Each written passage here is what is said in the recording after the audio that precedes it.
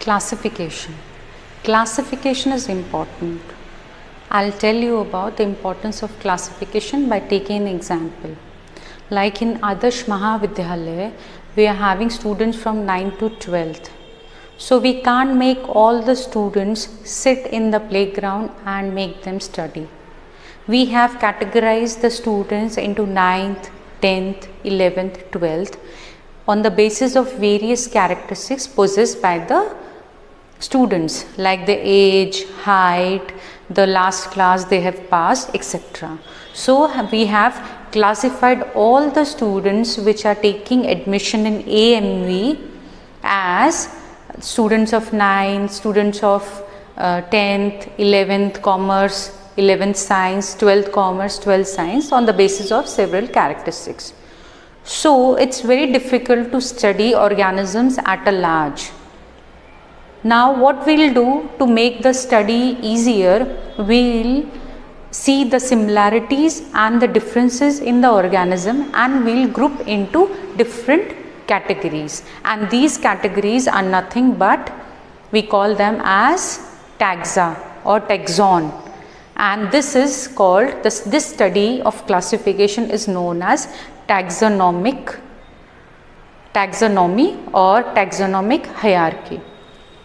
Here we can see that this is a taxonomic hierarchy in which species is present at the basic level and kingdom is at the uppermost level.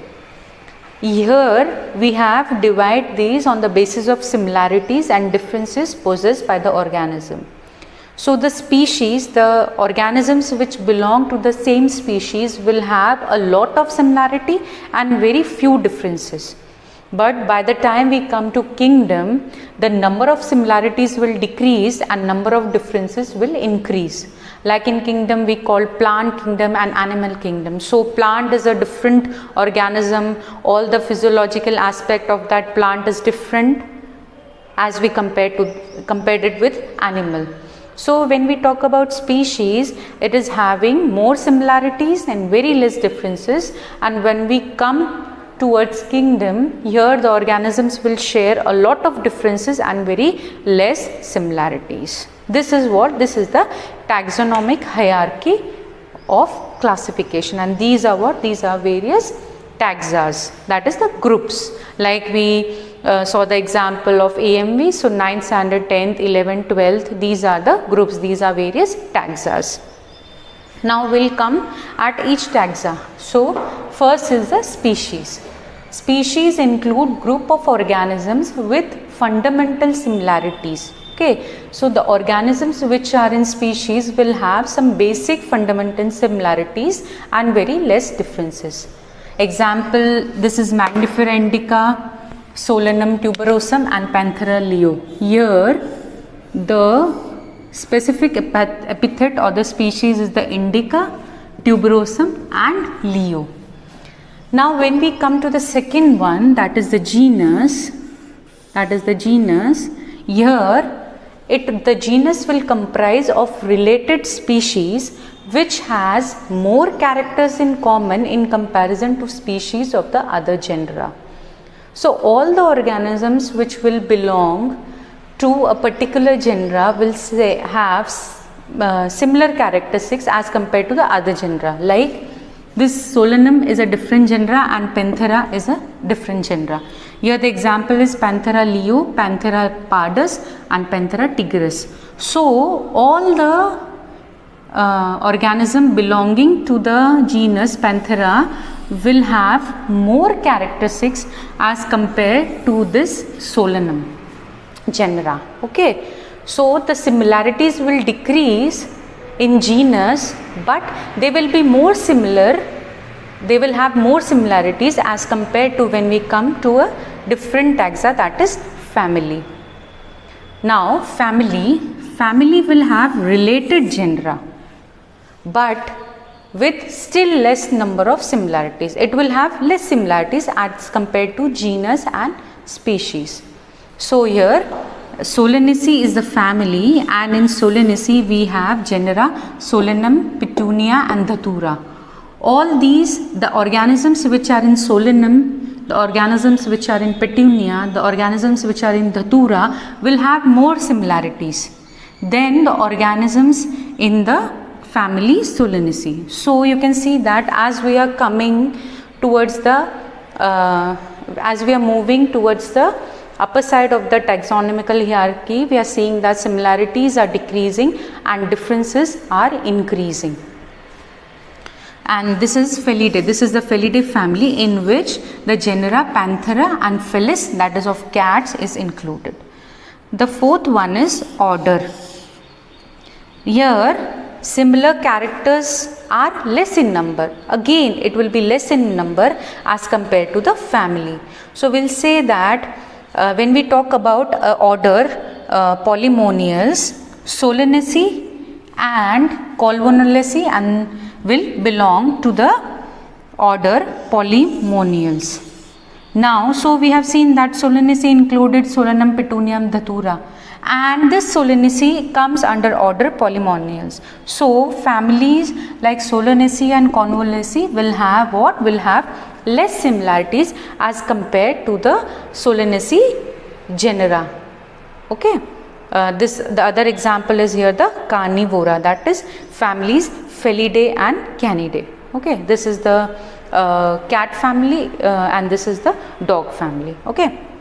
So here what we saw that when we are moving towards the hierarchical, when we are moving in a hierarchical way in the taxonomy, we say that the organisms as they move towards kingdom, they are having less similarity and more differences. They are having less similarity and more differences. So here we can say that the two organisms which are belonging in the same species will have more similarities and less differences. And the animals belonging in the kingdom will have more differences and less similarities. So this is the taxonomical hierarchy, like the basic level is the species, then genus, then family, then order, then class, then phylum or division. In animals we call phylum and in plants we call division and kingdom. Okay. So next is class. Class includes the related order. Okay. So it includes Mammalia, class Mammalia, in which order Primata and Carnivora will be there. Primata will include gorilla, gibbons, carnivore, tiger, lion, etc. Now next comes phylum. Phylum will include all the related classes. So example is the class Chordata, which will share some common characteristics like presence of notochord, presence of post-anal tail, etc. It includes like classes like fishes, amphibians and mammals. And in plants we don't call that phylum, we call it as division. We will study in third chapter. Now seventh is kingdom. This is the highest category, okay, and this has less similarity and more differences. So all the animals belonging to various phyla are assigned to highest category, that is kingdom Animalia and kingdom Plantae.